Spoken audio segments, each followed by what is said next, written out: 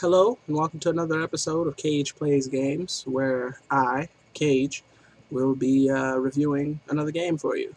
Today's game that I'm going to review is Sniper 2. Um, so, the thing that made me pre-order and grab Sniper was its gimmick. What Sniper is it's a shooter game. I guess third-person shooter. And its gimmick was that as you fired a shot, if it was a good shot, like a long-range shot, it would zoom in on the bullet, and the bullet would slow motion go forward, and you would see it like impact whoever you shot and where you shot them. And then it would even go further than that.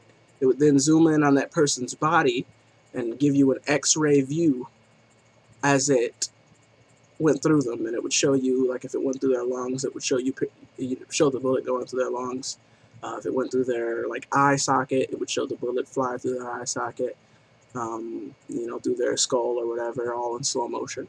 So it was very graphic, but very cool. Another thing is that it preached having a realistic effect to the shots, in so much that wind, your breathing rate, which direction you were shooting from, would all affect the trajectory of the bullet. So it was a very good, a very interesting thing to put into a sniping game. The downside of the game is that was basically all the game had going for it. Other than that gimmick, the rest of the game was kind of dull in comparison.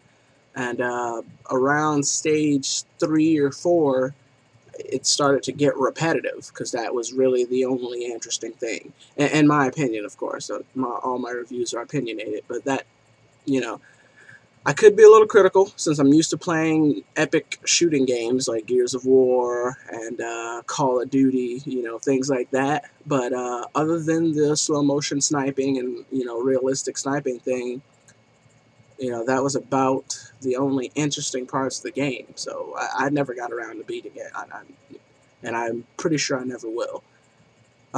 It had, some other things to try to add some elements of strategy to it, like tripwire and landmines.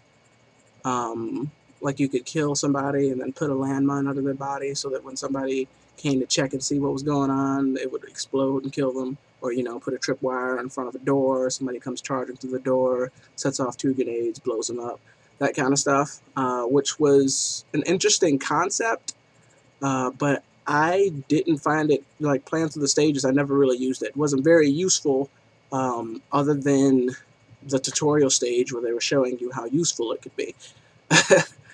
So, all in all, if I had to give it a score, I would say it be about a 6, maybe, out of 10. And I probably, I wouldn't give it too much of a look. Something you might want to grab from the bargain bin later, after it, a used copy, and play it for a little while. So that's it for this episode of Kage Plays Games.